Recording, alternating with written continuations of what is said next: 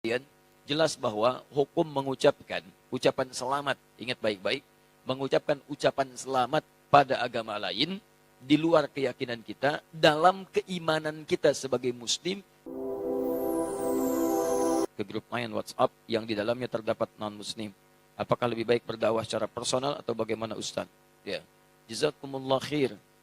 Pertanyaan ini kenapa selalu datang berulang setiap tahun? Tidak pernah tuntas. Padahal ketentuannya sudah diketahui dengan jelas, aturannya juga sudah dipahami dengan baik, dan ini sudah selesai sebetulnya masalah ini. Sudah selesai, tinggal kita hanya perlu penegasan saja dan meyakinkan pada diri kita dengan keimanan. Baik, pertama teman-teman sekalian, jelas bahwa hukum mengucapkan ucapan selamat, ingat baik-baik, mengucapkan ucapan selamat pada agama lain, di luar keyakinan kita, dalam keimanan kita sebagai muslim, itu tidak diperkenankan. Haram hukum yang mengucapkan selamat, misalnya A, selamat B, yang dalam selamat itu ada unsur pengakuan. Awas, ada unsur pengakuan, ada din selain Islam, atau agama yang dibenarkan selain Islam. Itu adalah wilayah keyakinan iman kita. Sebetulnya sama aja. Yang bukan Islam pun, non-muslim pun meyakini kepercayaan dia yang benar. Jadi sebetulnya itu keyakinan standar setiap pemeluk agama. Itu indah sekali. Ya, indah dalam Islam itu. La ikraha fid din. Baik, tidak ada paksaan dalam agama. Kita nggak boleh paksa orang. Tapi kita pun tidak boleh mengikutkan keyakinan kita pada keyakinan orang lain. Dan itu sebetulnya standar dalam keyakinan beragama. Silakan cek. Quran surah ketiga Ali Imran ayat ke-19, paling kiri sebelah atas. Inna dina indallahil Islam. Inna dina, sungguh ad-din. Ad-din, pegangan hidup. Hal yang mendekatkan pada Allah. Din, yang dipahami dengan agama itu, kata Allah, nggak ada yang lain di sisi Allah kecuali Islam. Di Allah sudah mengatakan, lihat, yang saya ridhai, yang saya tetapkan, hanya Islam. Tidak ada yang lain. Bahkan kalimatnya menggunakan inda. Inda, indallahi. Inda itu bisa berarti yang sangat dekat, bisa berarti yang ridhai, bisa berarti juga yang ditetapkan. Bahkan kalau dalam konteks kemanusiaan, yang dimiliki. Misal, ana indik qalam. Ini punya saya. Yang lain bukan punya saya. Kata Allah, inna dina indallahil Islam. Yang saya tetapkan itu Islam, yang lain enggak saya tetapkan. Bahkan kalau antum buka lagi sampai ayat 85-nya, nanti antum akan temukan wa may yabtaghi ghairal islami dina falan yuqbala minhu. Pakai lan. Siapa yang mencari selain Islam, mengakui selain Islam, menetapkan selain Islam, kata Allah, enggak akan saya terima. Dan kalimat tidak menerimanya menggunakan lan. Ada lan, ada la, itu beda.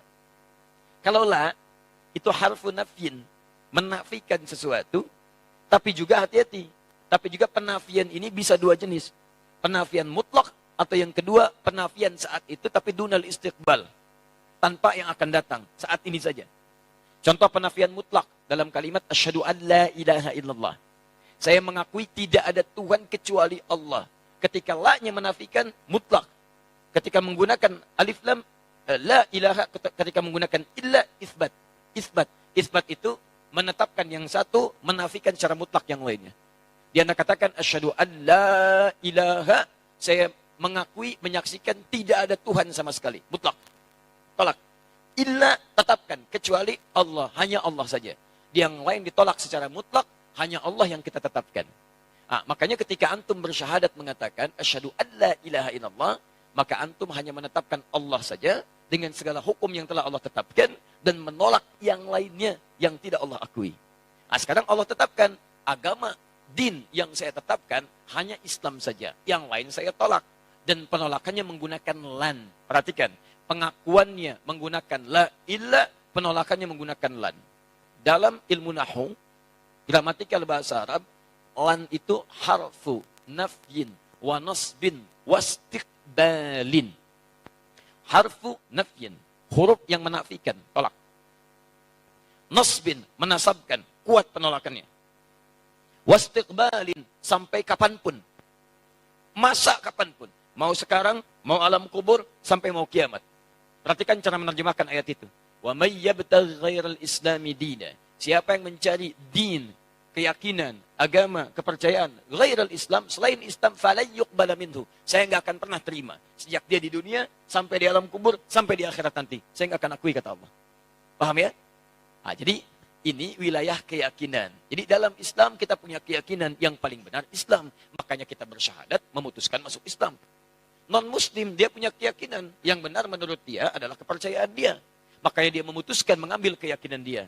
Jadi wajar kalau kita mengatakan misalnya, maaf, ini Islam yang paling benar sebagai Muslim, wajar. Aneh kalau ada yang mengatakan, katanya yakin Islam yang benar, tapi mengakui ada yang lain selain Islam. Itu aneh. Makanya dalam teori ini tidak berlaku teman-teman sekalian, tidak berlaku hukum pluralisme. Gak berlaku. Pluralisme itu pemikiran yang aneh. Ya, semua agama benar. Mengantarkan kemudian kepada Tuhan yang sama, cuma caranya beda-beda.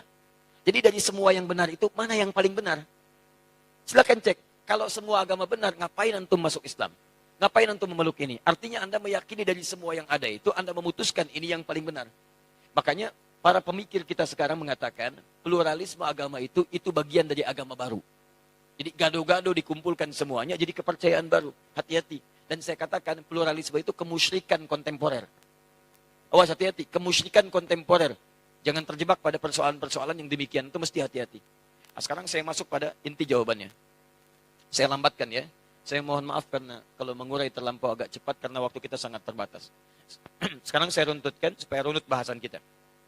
1. Sebagai seorang Muslim, kita meyakini bahwa hanya Islam yang benar. Seperti non-Muslim meyakini kepercayaan dia yang paling benar. Itu urusan masing-masing. Tapi kita sebagai Muslim meyakini bahwa Islam yang benar. Baik, hati-hati pelan-pelan. Dan keyakinan kita ini bukan hanya dikuatkan oleh ayat-ayat Al-Quran, tapi juga dijamin oleh undang-undang. Jadi kalau kita mengatakan hanya Islam yang benar menurut kepercayaan kita, itu undang-undang menjamin itu. Apa kemudian pasalnya? 1, dasarnya Pancasila. Sila yang pertama, ketuhanan yang Maha Esa. Nah, dalam memahami ketuhanan yang Maha Esa ini, maka rumusannya lihat di undang-undang dasarnya. Pasal 29, ayat 1. Negara berdasar atas ketuhanan yang Maha Esa. Jadi konsep bernegara kita itu didasarkan pada ketuhanan yang Maha Esa. Jadi kalau kita meyakini hanya Allah Tuhan yang Maha Esa, maka keyakinan kita dijamin oleh undang-undang.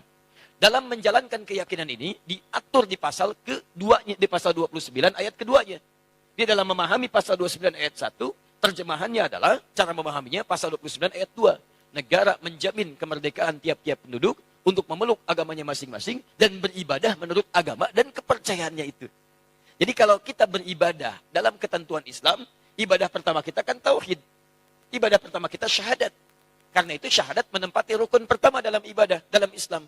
Inna dina indallahil Islam. Tidak ada agama yang diridhai Allah kecuali Islam. Kita masuk Islam. Ketika akan masuk Islam dan mengamalkan ibadah dalam Islam, di hadis Muslim, nomor hadis yang ke-8. Lihat dalam muqaddimah jilid pertama, teman-teman, di Sahih Muslim, nomor hadis nomor 8 paling kiri sebelah atas. Ada hadis disampaikan dari sahabat Nabi Umar bin Khattab radhiyallahu taala anhu. Di Al-Arba'in nomor hadis yang kedua. Ketika Nabi Muhammad ditanya tentang Islam oleh malaikat Jibril, mal Islam? Apa itu esensi Islam? Apa itu ibadah dalam Islam? Apa pokok dalam Islam? Kata Nabi, jawaban pertama, antashhada an la ilaha illallah wa anna Muhammad Rasulullah. Kamu harus menetapkan, bersaksi, berkomitmen bahwa tidak ada Tuhan selain Allah. Yang layak disembah hanya Allah saja. Dan cara menyembahnya mengikuti tuntunan Nabi Muhammad SAW. Makanya ibadah pertama kita itu syahadat. Pengakuan hanya Islam yang benar. Hanya Allah Tuhan yang benar. Yang lain kita tidak akui sebagai Tuhan. Tidak ada Tuhan selain Allah. Tidak ada agama selain Islam. Ketika Anda mengatakan itu, undang-undang menjamin. Jadi sebetulnya kalau ada orang yang menyoal Anda, nggak boleh itu keyakinan begitu. Itu intoleran. Dia sedang melanggar undang-undang. Paham ya? Dia sedang melanggar undang-undang. Karena undang-undang kita mengatakan setiap kita punya keyakinan dan ibadah, kita dijamin.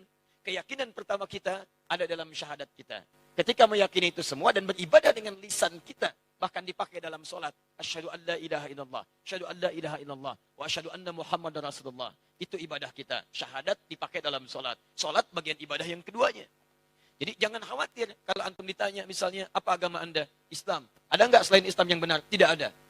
Keyakinan saya, Islam yang paling benar. Tidak ada Tuhan selain Allah. Anda intoleran. Maaf, Anda melanggar undang-undang. Paham ya? Ya, jadi jelas. Hukum negara kita jelas. Hukum negara kita jelas. Jadi ini bagian yang pertama. Sekarang, lihat. Saya ingin tunjukkan tidak ada keindahan aturan. Kecuali dalam Al-Quran. Bagaimana menyikapi yang tidak sekeyakinan dengan kita. Indah. Turun ayat. Quran surah kedua Al-Baqarah. Ayat 256, paling kiri sebelah bawah. La ikraha fid din. Qad tabayyana ar-rusydu minal ghayy. Hei, kita meyakini, kamu yakin Allah Tuhan yang benar, Islam agama yang benar, tapi Anda tidak boleh paksa orang pada keyakinan Anda. Gak boleh kita paksa. Jadi kalau Anda paksa orang, apalagi dengan senjata misalnya supaya masuk Islam, bawa golok, Masya Allah, datang ke angkot, ayo masuk Islam, ayo masuk Islam. Itu gak boleh. Tembak orang, bom orang misalnya, supaya masuk Islam. Itu gak boleh. Bahkan ketika orang itu masuk Islam dalam keadaan terpaksa, Anda yang dosa. Anda yang dosa. Indah dalam Islam itu. Kita akui Islam yang benar, kita akui Allah Tuhan yang hak, tapi nggak boleh paksa orang pada wilayah keyakinan kita. Nggak boleh. Bagaimana kemudian kita bisa menerangkan nilai-nilai Islam? Caranya dakwahi mereka. Sampaikan risalah. Sampaikan keterangan. Maka turun Quran kemudian, teman-teman sekalian, surah ke-16 ayat 125. Ini manhaj umumnya. Ud'u ila sabili rabbika bil hikmah wal mau'izatil hasanah wajadilhum billati hiya ahsan. Kalau ada orang belum mengerti tentang jalan Rabbmu, tentang Islam, maka silahkan terangkan, ajak mereka dengan hikmah.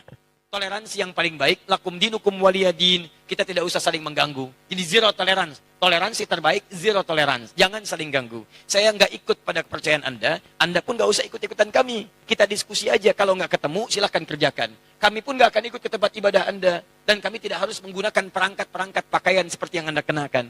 Anda pakai punya Anda, kami pakai punya kami.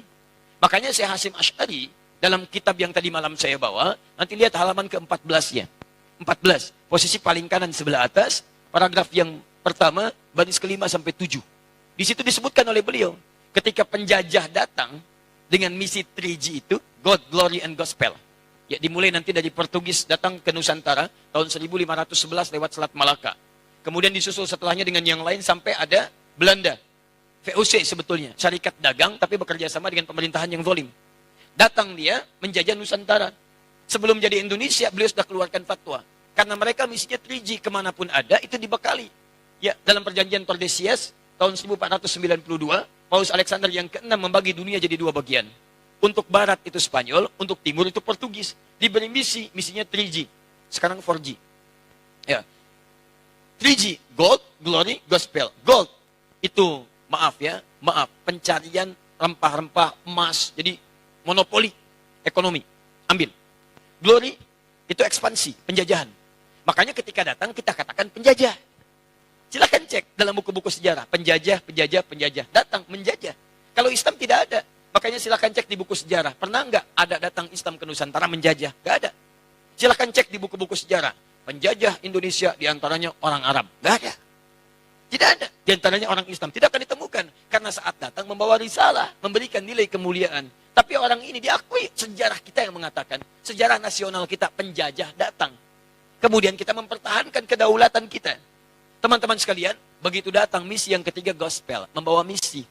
Gospel, sebarkan. Bangun ini kanisa. Kanisa itu kalau sekarang gereja-gereja. Kemudian membawa misi. Untuk memindahkan kepercayaan orang lokal kepada kepercayaan yang mereka bawa. Saat dibawa itulah kemudian, di antara masa Syekh Hasim Asy'ari, beliau itu ada, menulis beliau kitab menyampaikan pada masyarakat. Apa di antaranya? Beliau keluarkan fatwa. Orang yang ikut-ikutan mengenakan pakaian-pakaian mereka, pergi ke tempat ibadah mereka, itu hukumnya haram. Dihukumi tasyabuh bil kufar. Menyerupai orang-orang kafir, maka keluarlah hukum. Dilarang mengenakan pakaian-pakaian seperti pakaian mereka. Atribut seperti mereka. Sehingga tidak menghadirkan nilai kepercayaan lain masuk kepada kepercayaan kita. Itu sudah ada dulu disebutkan oleh pendiri Nahdlatul Ulama tanggal 31 Januari tahun 1926. Jadi kalau sekarang ada pertanyaan lagi, Ustadz, apa hukumnya menggunakan topi ini?